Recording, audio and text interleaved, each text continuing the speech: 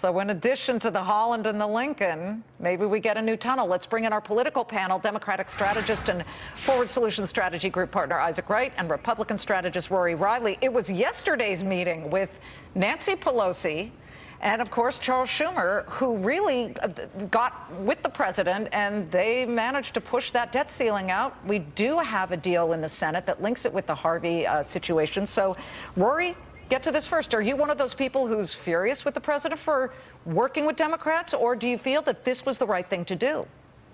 I think this was the right thing to do, and I think that it humanizes Trump to some of his critics to some extent. He made clear in the meeting that his top priority was getting aid to the families affected by Hurricane Harvey, and you've been covering Hurricane Irma all day. There's going to be more families in need of aid very soon, and FEMA could run out of money by this weekend if this deal wasn't struck. So I think that it was a good thing that he was able to keep that as a priority and make this deal. Isaac, he couldn't get things done with his own party.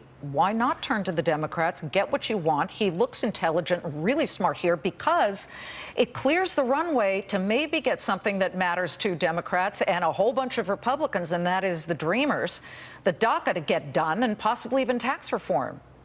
That's exactly right. It opens the door to get needed relief to those victims right now of so many of natural disasters across our country, and it avoids a terrible economic disaster that could have happened if we had defaulted. There was a void in leadership on Capitol Hill with the Republican majorities in Congress, and Democrats stepped up to help fill that void, and we're moving forward. In fact, I think the Senate this afternoon has already taken a vote to move forward on $15 billion in relief efforts and extending until December 8th the debt ceiling. This is a step in the right direction, and it gives Democrats a seat at the table at the tax reform discussion as it develops. To get it done. Obviously, Rory, the Democrats will want some things.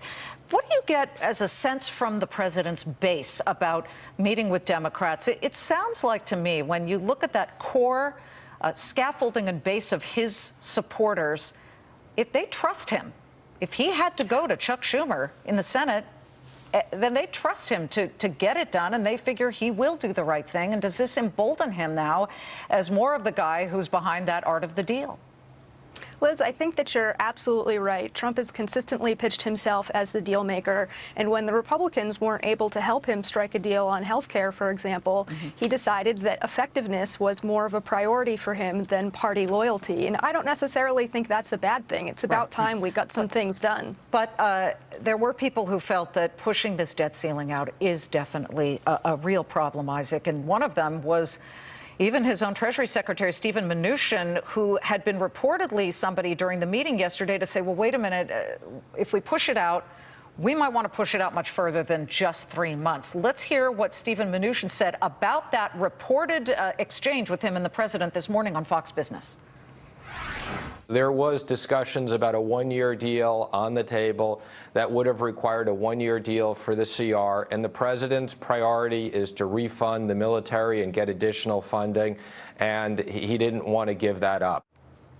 Isaac, Democrats have not in the past been known to be fiscally prudent. Will they be the ones to say, well, let's get some spending I know the answer to this question already, but let's get some spending cuts attached to pay for all of this? Well, yeah, let's revisit part of that in a second. But I think, yes, President Trump threw his own cabinet members under the bus. He threw Paul Ryan under the bus. But in the end, it was to make a good choice, which was to avoid economic disaster and to get relief to those in need right now from natural disasters. And he worked with Democrats to get that done. As far as Democrats being the party of fiscal balanced budgets, I would remind you the last time that we had one, it was under Bill Clinton, not under a Republican president. Well, let's see if the businessman in chief can really kind of redo that again and see if we can mimic what Bill Clinton did when it comes to at least getting a surplus. Long ways out. Rory, Isaac, Amen. Thank you. Thank you. Busy news day here, folks. 17 minutes before the close.